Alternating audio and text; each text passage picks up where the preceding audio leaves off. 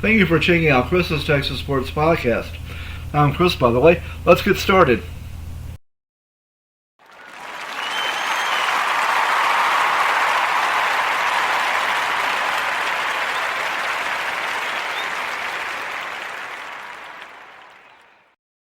In 2022, the Abilene Christian Wildcats football team, under new head coach Keith Patterson, went 7-4 and won a share of the WAC championship.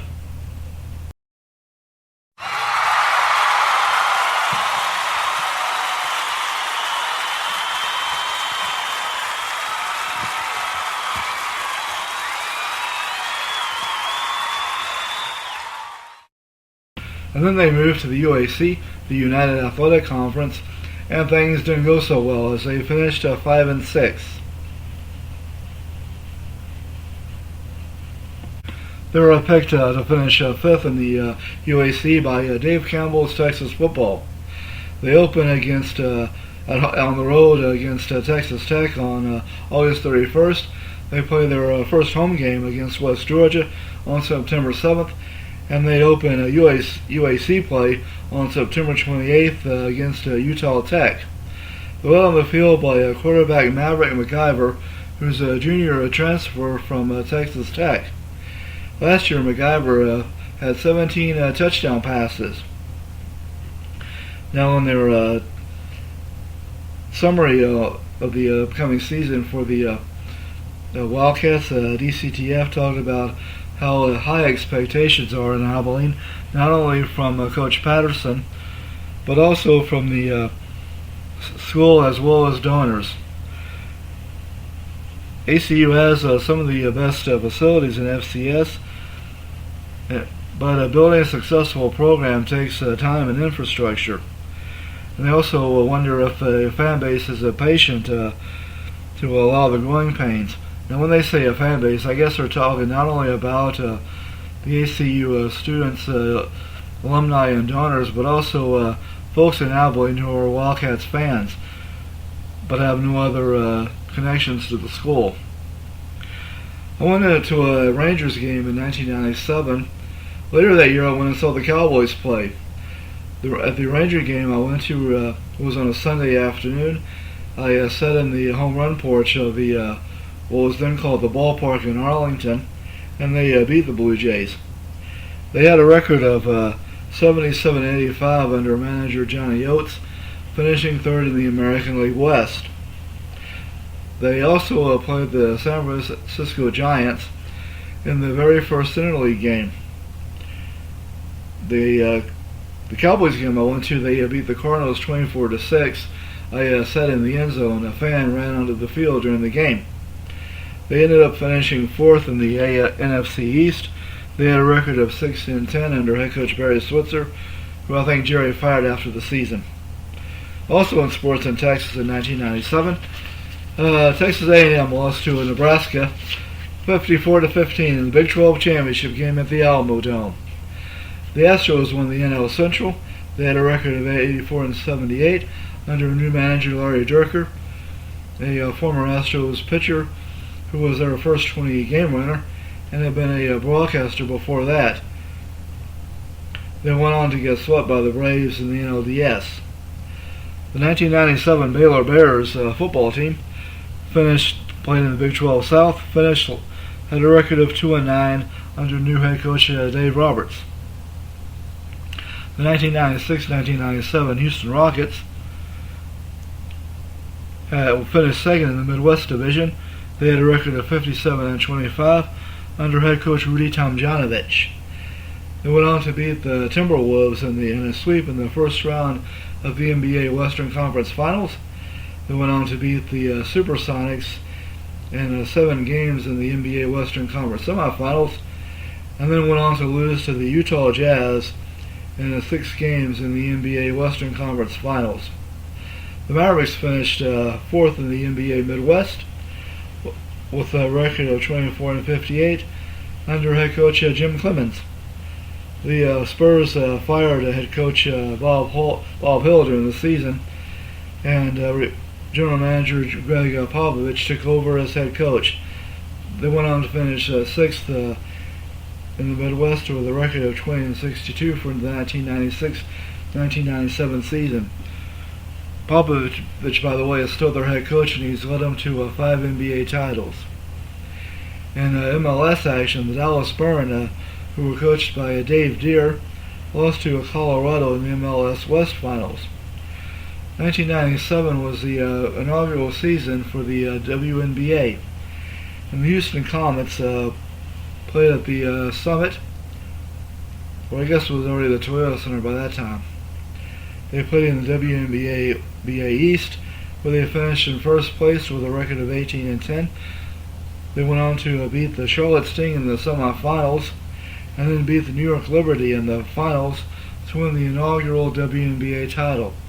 Their head coach was Van Chancellor. The top players were Cheryl Swoops, who won a national championship at Texas Tech, and Cynthia Cooper. The Houston Cougars had a record of 3-8 under head coach Kim Helton. They played in Conference USA. 1997 was the year the Texas Motor Speedway opened. The first NASCAR Winston Cup race was the Interstate Batteries 500. It was won by Jeff Burton. The North Texas Mean Green had a record of 4-7 under head coach Matt Simon. They played in the Big West back then. The Prairie View Panthers went winless under head coach Greg Johnson. They played in the SWAC. The Rice Owls had a record of 7-4 under head coach Ken Hatfield. They played in the Mountain Division of the WAC. The Sam Houston State Bearcats had a record of 5-6 under head coach Ron Randleman. They played in the Southland. The SMU Mustangs had their best record, the first winning season since before they got the death penalty in 1987. They had a record of 6-5 under new head coach Mike Cavan. They played in the Mountain Division of the WAC. Southwest Texas State had a record of 5-6 under new head coach Mike DeBessie. They played in the Southland. The TCU Horned Frogs had a 1-10 record under head coach Pat Sullivan. They played in the Mountain Division of the WAC.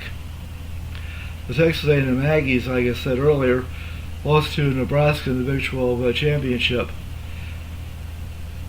They had a record of 9-4 that year under head coach R.C. Slocum. They played in the Big 12 South. Texas A&M Commerce had a record of 3-8 under head coach Eddie Vowell. That's the Texas A&M Commerce Lions, and they played in the Lone Star Conference South Division. The Texas Longhorns had a record of 4-7 under head coach John Magovic, who got fired after the season. The Longhorns played in the Big 12 South. Texas Southern Tigers had a record of 5-6 under head coach William A. Thomas. They played in the SWAC. In college basketball, the 1996-1997 Southwest Texas State Wildcats won the Southland Conference regular season with a record of 16-13. They went on to win the Southland Conference tournament before losing to Minnesota in the first round of the NCAA tournament. Their head coach was Mike Muller. Texas Tech had a record of 6-5 under head coach Spike Dykes. They played in the Big 12 South. They also had IRL racing at Texas Motor Speedway that year. Ari Lyondike won the True Value 500. UTEP Miners had a record of 4-7 under head coach Charlie Bailey. They played in the Mountain Division of the WAC. Coming up, we'll look at the career of Astros Hall of Famer Craig Biggio.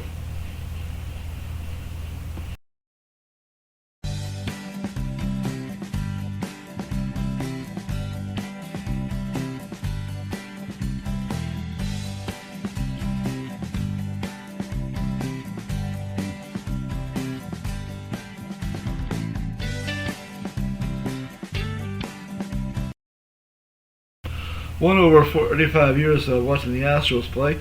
I had the privilege of seeing Hall of Famers Jeff Bagwell and Craig Biggio. Biggio played for the Astros for 20 years, playing catcher, second base, and center field. He was a 7-time All-Star and is a member of the 3,000 Hits Club. The Astros retired as number 7 in 2008. He was inducted into the Texas Sports Hall of Fame in 2004 and in the National Baseball Hall of Fame in 2015. Well, as most of you probably know, for years San Antonio has tried to get a pro football team, preferably an NFL team. Well, during the 1990s, they had a team in the what was called the World League of American Football. I talked about that in a previous episode. In the 1990s, the Canadian Football League, the CFL, tried having some teams in the U.S., and one of those teams was in San Antonio. They were actually they moved from Sacramento, where they were called the Gold Miners. I think they had some connection to the San Antonio's WLAF team. Anyway, this team was called the Texans and played for a season in 1995.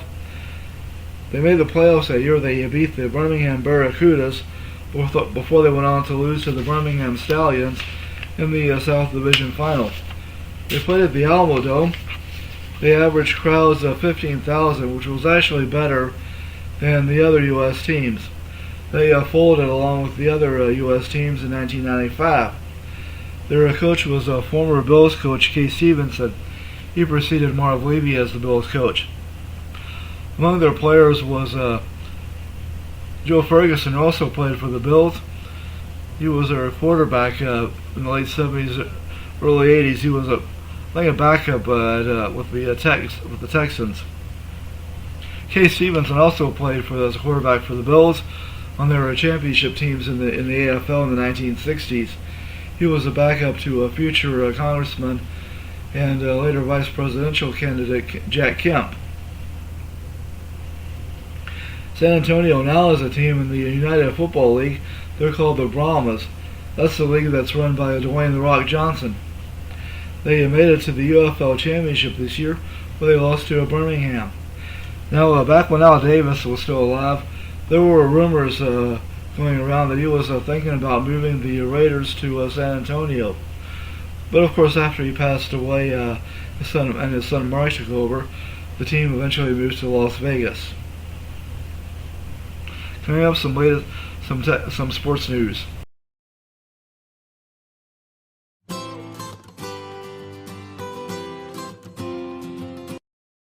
Here's some quick headlines and a little bit of news before I go.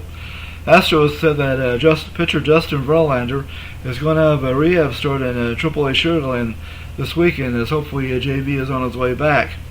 The Astros need all their help they can get. They're still in first place, but just barely, with the Mariners nipping at their heels, and the Rangers in third place could always make a run at it.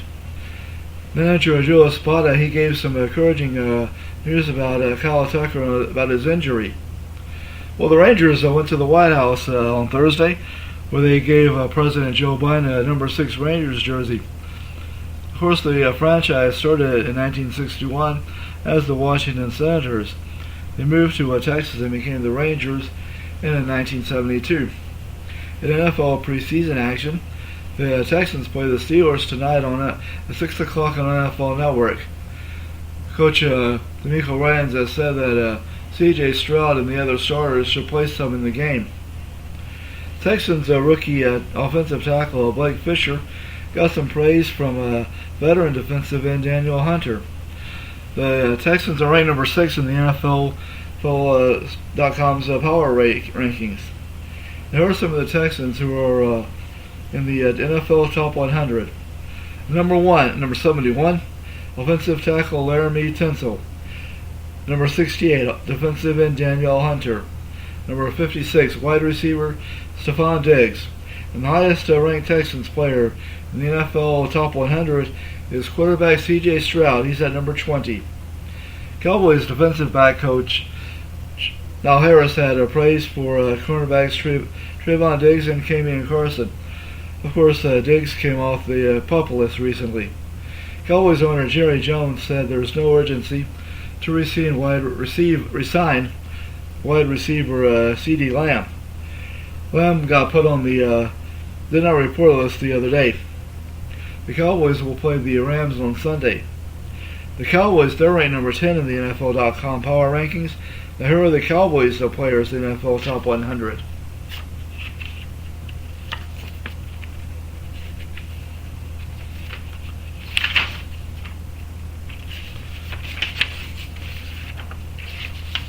At number 53 is guard Zach Martin.